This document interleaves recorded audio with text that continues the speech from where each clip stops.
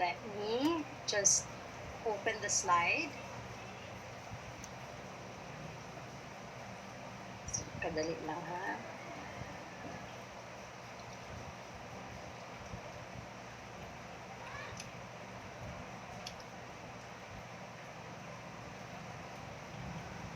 So what are among mga best practices karon from the different countries around the world?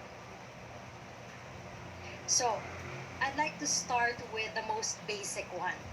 And one of the best practices shared by some of the most successful countries nga nahimo nila nga dadon ang edukasyon, ang classroom to their students is by assessing the situation. So they had different strategies for different levels of connectivity because we have to accept that although online is the way forward and it is the future of education, kining distance learning, it also cannot be denied that a lot of our students, a lot of our learners, and also a lot of our teachers vary in terms of connectivity. Kay dili man tanan ang access to education. So, countries, for example, such as Bhutan, ang gibuhat sa ilang mga schools, no, at the onset yun of this pandemic, was already to have an inventory kung kinsa sa ilang mga learners and also among their teachers ang naay access to internet and kinsa ang walay access to internet. So, countries like Bhutan collected data on the number of students nga adunay access niining internet. Kinsay na access to smartphones, kinsay na access to television. And from there, they created content that can be accessed to these different channels. In countries na apod sa, for example, in countries like Colombia, so what they did was, for families with limited or little internet connectivity, they also created kits to be distributed. I think ginabuhat na in some areas of the Philippines na for families with no connectivity, adunay mga gina-distribute nga materials that they can access so that there is really no excuse for not learning during the pandemic. And of course, in countries like Ecuador, Sierra Leone, Guyana, there has been a lot of effort to create different ways for students and teachers to adapt to the situation. But it all begins with creating a strategy that is based on data. So one of the best practices is to really use research to create robust strategies in order for the materials to reach the learning materials, to reach to its target audiences. So mao ni ang mga students nato and also of course their parents. So what's the second best practice? Our parents, the parents sa ato mga learners are your partners, are our partners in bringing education, in bringing our lessons from the classroom and into the different homes. So this is a very beautiful example of collaboration. And the picture here shows a scene, a typical scene in Indonesia karon, where a father is teaching, helping, facilitating the learning process sa ilahang mga balay.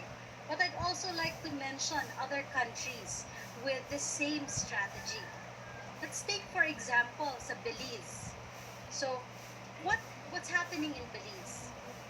Their Ministry of Education is developing video lessons, and not just video lessons, but also guide questions for their parents. So, aduna jay conscious effort to bring parents into the fold as the frontliners in the process of teaching students, of teaching their kids about important lessons. Another example is El Salvador. So, what's happening in El Salvador is that adunay mga modules gina-prepare, no? Wherein i-organize na ni siya by level, grade school, for example, high school, and so on and so forth.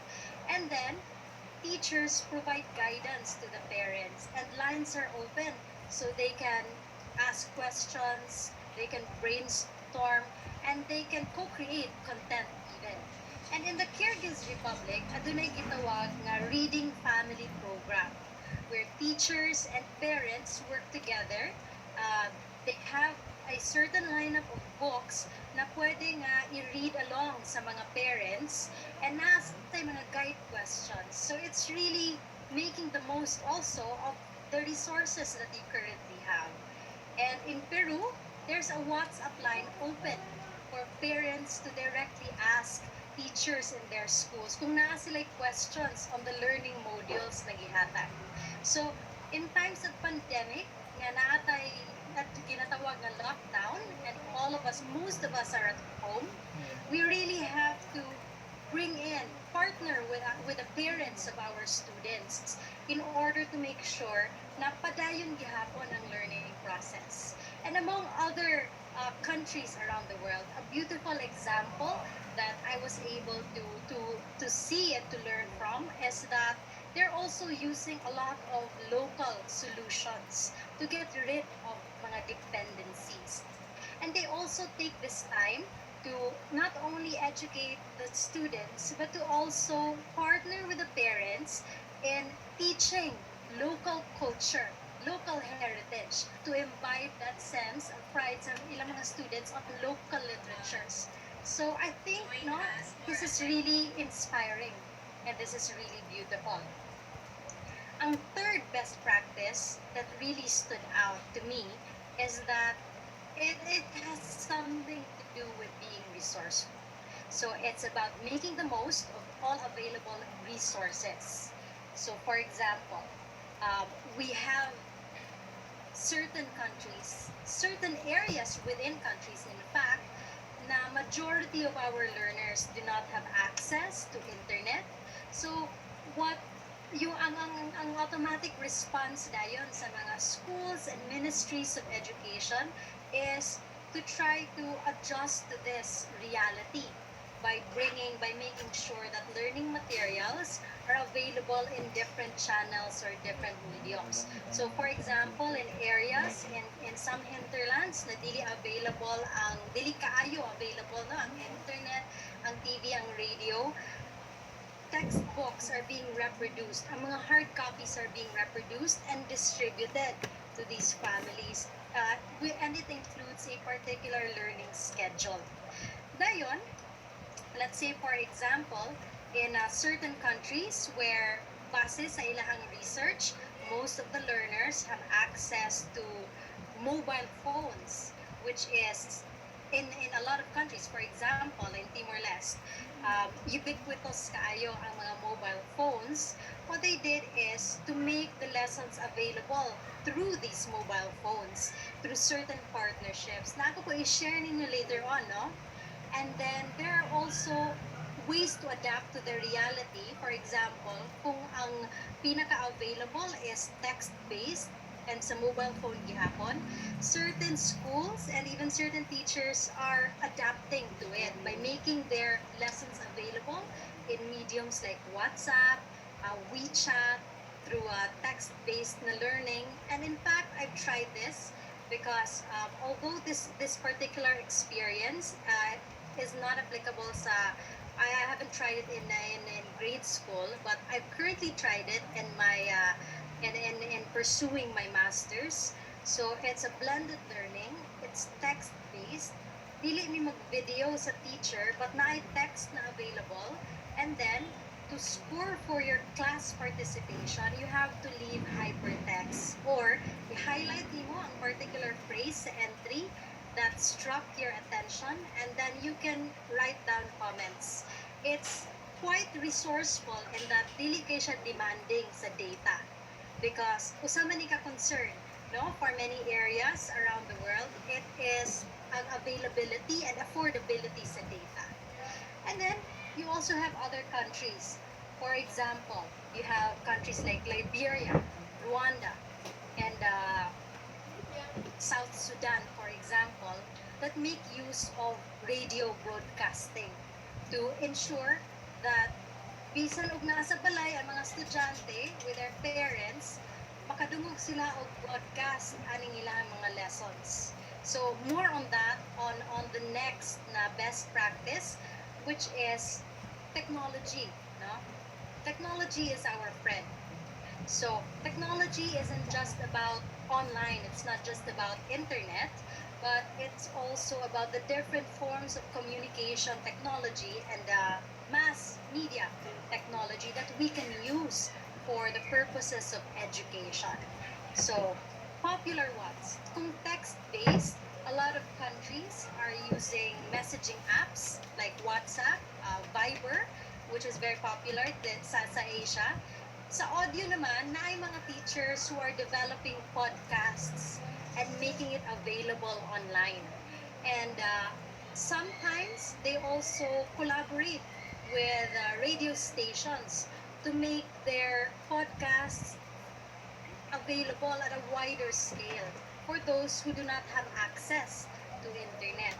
So video, we've seen this. A lot of teachers, a lot of classes are making use of online meeting platforms, sama sa Zoom, no, to get their message across to the students, or Google Meet and video sharing platforms. Nalingaw kaayo ko because I've seen, even some of my former grade school teachers really doing their best to bring their lessons online, to really create a to produce videos to make sure that dili lang nila mahatod ang ilang lessons sa ilang mga students in their different homes, but to make this engaging and to make this appealing for today's generation. So other examples from other countries, Argentina has a very good has a best practice in terms of using technology to deliver education. So very ingenious sad ang ilahang angalan sa ilahang website, na sa ilahang Ministry of Education. So their domain is .ar, and ang ilahang ang full name, no, sa ilang website is edu.ar. So if you just put that together, it's educar, to educate. So it's very catchy. And in this particular platform, naka-ready na ang mga different resources and materials that teachers and students can access for their home learning needs. And also, ma-access po dito ang ilahang radio program, which they have prepared for various subjects and various levels. So this is an example of using technology and of making whatever resources you have work for the different learners, for the different teachers. Brazil is also very enthusiastic in using YouTube to make sure na ilahang mga lessons are available to a wide number of students. I mentioned a while ago, Timor-Leste, mga mobile phone lessons that students, even with the simplest na smartphone, can access. Of course, sa Liberia, they have content delivered by radio and also by text. And there is this program they call Rising on Air. It's a free distance learning solution. And of course, Rwanda, South Sudan, with radio lessons and text-based lessons. Now we come to one of the most important best practices, and it is something that is applicable dili lang sa edukasyon but in other areas, in other sectors as well. Not just in fighting the pandemic, but even during normal times, this is very important. And I'm talking about collaboration. So, let's talk about this in the context of education. Collaboration is key, labi na karong panahon, no, sa crisis, because when we partner with other institutions, with other people, when we bring different kinds of talent and expertise together, mas dako gyud ta og ma-achieve. In this case, when schools and education ministries partner with telcos, internet providers, mass media, and tech companies, this is a powerful combination in helping us touch a greater number of students and in helping us make sure that the lessons get to the students and that, of course, learning is fun. Unsa may mga best practices adding. I'd also, when I discuss this, I'd also like for you to think unsa mo yung mga examples sa inyong particular areas, no? Sa inyong mga LGUs, sa inyong mga probinsya, that makita ninyo na there is the power, makita ninyo ang power sa collaboration. So, we have Croatia. What's happening in Croatia? Very simple and yet very powerful. Sa Croatia, internet companies are providing free internet access to students from lower income classes. This is a very beautiful example of making education and the internet accessible. Key player ang mga internet providers and telcos niini because the internet is an enabler of other human rights. Labi na ang right to education. So, we're seeing karon sa pandemic in many places around the world, internet companies and telcos are really stepping up to help countries, governments, schools, LGUs achieve the goal of making education more accessible. Sa Egypt, so they contracted an online learning provider, it's called Edmondo, para mag-deliver of remote learning or remote instruction to the country's entire K-12 student body. There are also areas like Dominican Republic, no?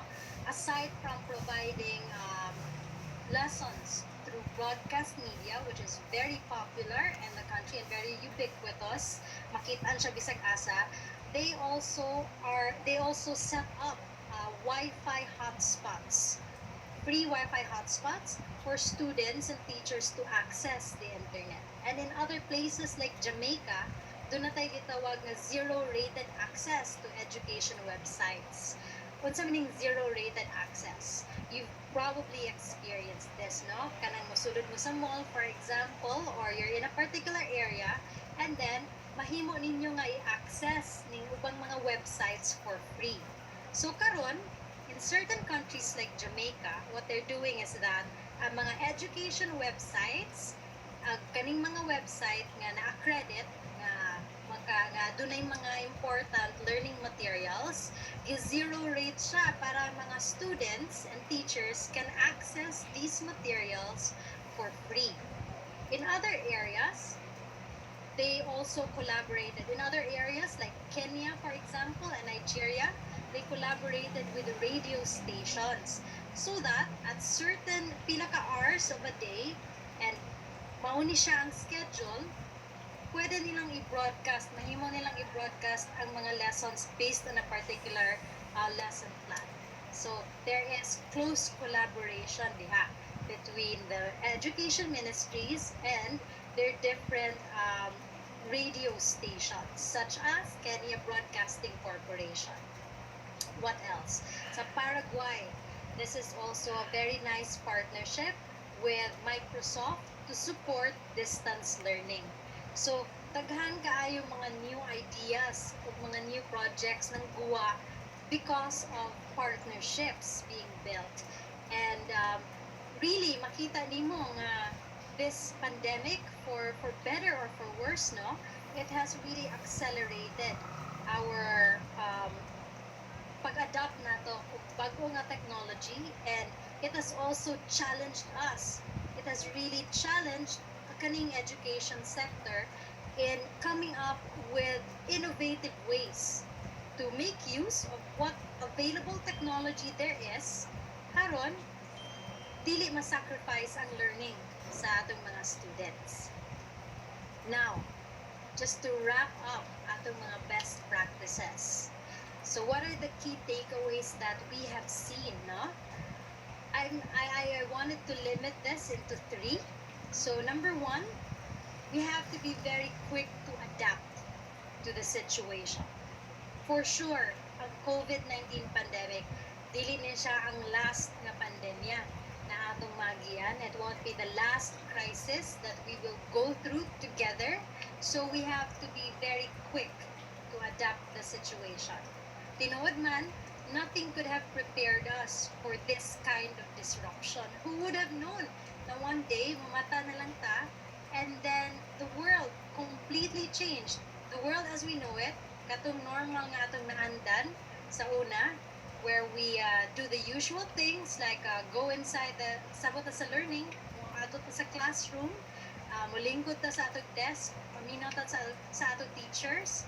Um, in many cases, nausog na gina siya. And distance learning has become the norm karon. So we have to be quick to adapt. We have to be quick to anticipate, no? And to come up with solutions, creative solutions to these kinds of disruptive events karon, which leads me to the next point. It's to innovate. So innovating isn't just about creating something new, but it's also related to the third point is reinvention. It is about trying to find new ways to make use of what we have. So whether it's a combination of technology, whether it is trying to make to maximize kaning mga TV, mga radio, whatever we have on hand.